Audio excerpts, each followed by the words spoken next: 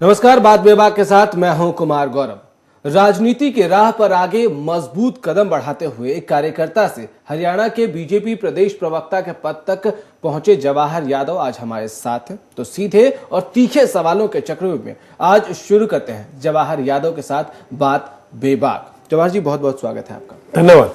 जवाहर जी, एक बात बताइए कि जब आप सियासत में जुड़े थे, किस मकसद से आए थे सियासत में? देखिए, सियासत में मैं एक विचारधारा से जुड़ा हूं जो राष्ट्रवादी विचारधारा है। ठीक है। जो पंडित दीनदयाल उपाध्याय और परम पूजनीय डॉक्टर केशव बलिराम हेडगेवार इसकी विचारधारा को लेकर काम करती है। ये एक सामाजिक आंदोलन था। शुरू में 1987 में जब मैं कॉलेज में गया। बीजेपी की विचारधारा की बात कर रहे हैं आप? मैं ये कहता हूँ ये पूरे जीवन की विचारधारा है। ये जीवन जीने का एक ढंग है जो 1987 में। ये कार्यक्रम बात बेबाक है, तो बेबाकी से बात कहिए। आज डिप्लोमेटिक बातें करने के लिए नहीं है ये कार्यक्रम। सीधे और सीधे, सिर्फ और सिर्फ सीधे सवालों का जवाब सीधे सीधे तौर से दीजिए। नहीं, मुझे सच बोलना है। हाँ। या जो आप सुनना चाहते हैं वो बोलना है। सच बोलना। हाँ, तो सच बोलना है तो मैं बोल रहा हूँ। हाँ, बोलिए। 1987 में मुझे इस विचारधारा से जुड़ने का सौभाग्य प्राप्त हुआ। विचारधारा बीजेपी की विचारधारा नहीं, राष्ट्रवादी विचारधारा से। जो इस देश को बचाना चाहती है। बीजेपी उसी विचारधारा पर चलती है। निश्चित रूप से बीजेपी भी चलती है। और तो बीजेपी मेरे जीवन में विचारधारा में ये कब जुड़ा? मुझे एक बात बता दीजिए, ये कब जुड़ा उस विचारधारा में कि अब खरीद फरोख्त की तरफ आपकी पार्टी बढ़ गई है? देखिए, 1987 में मैं इस विचारधारा से जुड़ा। ठीक है। 2007 में मैं भाजपा में आया।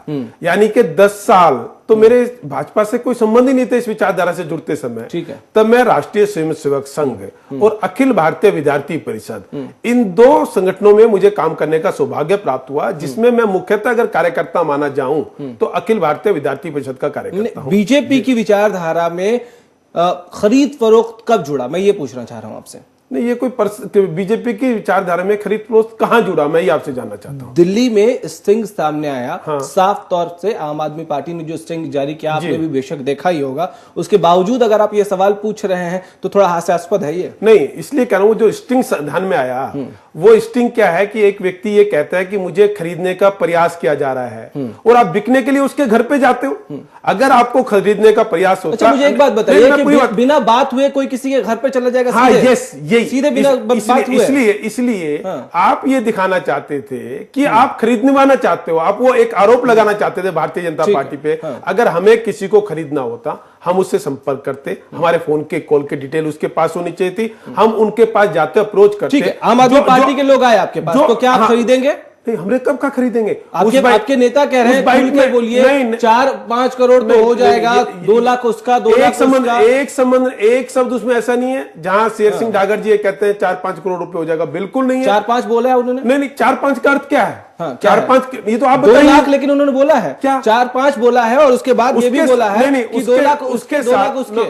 जो दूसरे लोग आए हैं। हाँ। इसमें शेर सिंह डागर केवल हमारे कार्यकर्ता है, बाकी लोग सब वो है जो उस विधायक के साथ आए। ठीक है। वो आपस में बात कर रहे हैं। हमारे शेर सिंह डागर जी जो वहां प्रदेश के उपाध्यक्ष है, उनके मुख से एक शब्द नहीं है। शायद आपने स्टिंग ठीक से देखा। मैंने देखा। मुझे एक बात बताइए, मैंने दोनों स्टिंग 4-5 और लोगों की उस स्टिंग में जिक्र है कि 4-5 और लोग हैं।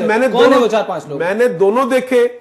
जो एडिट किया आम आदमी पार्टी ने, उसमें से जो हटाया वो भी देखा। और इसीलिए माननीय सर्वोच्च न्यायालय ने इस स्टिंग को, कैसेट को आज लेने से स्वीकार कर दिया। इसके कारण आज सभी इलेक्ट्रॉनिक मीडिया लिख के आ रहा है कि आम आदमी पार्टी चारों खाने चित।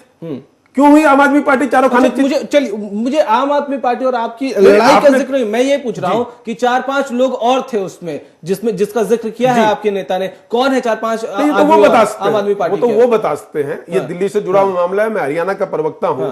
वो बता सकते हैं। अरे क्या बात करते हैं? नहीं, मालूम तो होगा ही।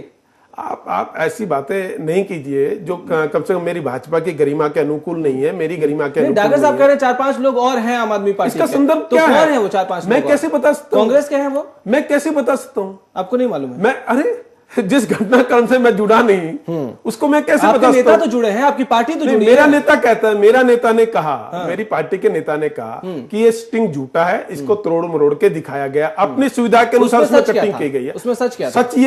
सच ये था कि जब साजिया इल्मी का वो आया सीडी, जब कुमार विश्वास की सीडी आई, उस सीडी के ऊपर आम आदमी पार्टी ने क्या किया? वो तो कहते हैं उन्होंने झूठी है और इसको वो सच्चा कह रहे हैं। और उसी से प्रेरणा लेके आप भी कह रहे हैं कि सीडी झूठी है। उससे प्रेरणा नहीं के लिए। अगर सत्य बोलना गुनाह है तो ये गुनाह भारतीय जनता पार्टी ने किया है। तो फिर ये यही बात उनके साथ भी लागू होती है। हम भी ये कह रहे हैं, इसलिए हमने तो कभी सीडी का जिक्र नहीं किया था ना, हमने तो कभी उस नहीं समय कहा। तो बहुत बवाल मचाया था आपकी पार्टी ने।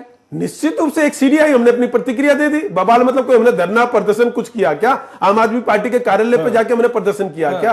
अपनी बात एक सीडी आई, उस पे जो प्रतिक्रिया लोकतांत्रिक व्यवस्था में बनती है वो हमने कर दी। हमारा दायित्व खत्म हो गया। चलिए अब हरियाणा पे आ जाते हैं। एक बात बताइए कि रामविलास शर्मा जी से काफी नजदीकियों की जिक्र होती है आपके बारे में।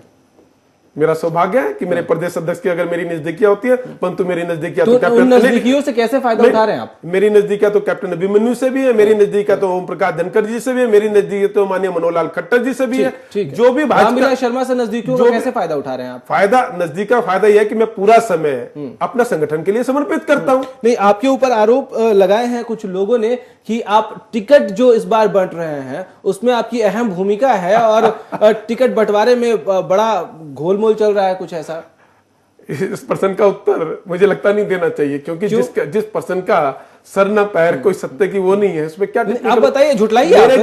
मेरे जैसा साधारण कार्यकर्ता जिसका चुनाव चयन प्रक्रिया से कोई लेना देना नहीं है, ना मैं चयन समिति का सदस्य हूं, ना कोई नजदीकियों का फायदा उठा रहे हैं रामविलास शर्मा से। नजदीकी का फायदा, हमारे यहाँ नजदीकी का फायदा उठाने का मतलब होता है कि आप अपना पूरा का पूरा समय संगठन को समर्पित करते हैं। के लिए क्या कर रहे हैं आप?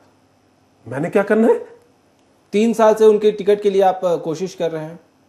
ये मतलब मुझे लगता नहीं कि आप इस स्तर पर ऐसी नहीं, मैं आरोप लगा है आपके ऊपर, वही मैं पूछ रहा हूं, आप क्लैरिफाई कर लीजिए ना। ऐसा है कि 90 सीटों पे जो कार्यकर्ता लड़ेगा वो मेरे संगठन का कार्यकर्ता है और मैं संगठन को समर्पित हूँ। रामनगरी के लिए आप एक्स्ट्रा कोई एफर्ट नहीं लगा? किस लिए करना चाहिए? नहीं करना चाहिए। किस लिए करना चाहिए? कर रहे हैं कि नहीं कर रहे हैं? नहीं, किस लिए करना चाहिए? तो आप बताएंगे ना सर, कर रहे हैं नहीं? अरे मैं तो ये कह रहा हूँ, करना क्यों चाहिए? जो कार्यकर्ता है वो टिकट के लिए प्रयास क्यों करेगा? संगठन को तय करना, जिसको टिकट देनी होगी टिकट मिल जाएगी। जो 90 एक्स्ट्रा एफर्ट नहीं लगा रहे हैं सर, हमारे यहाँ एक्स्ट्रा एफर्ट लगते नहीं है। आप कांग्रेस के कल्चर की बात कर रहे हैं, ये भारतीय जनता पार्टी है।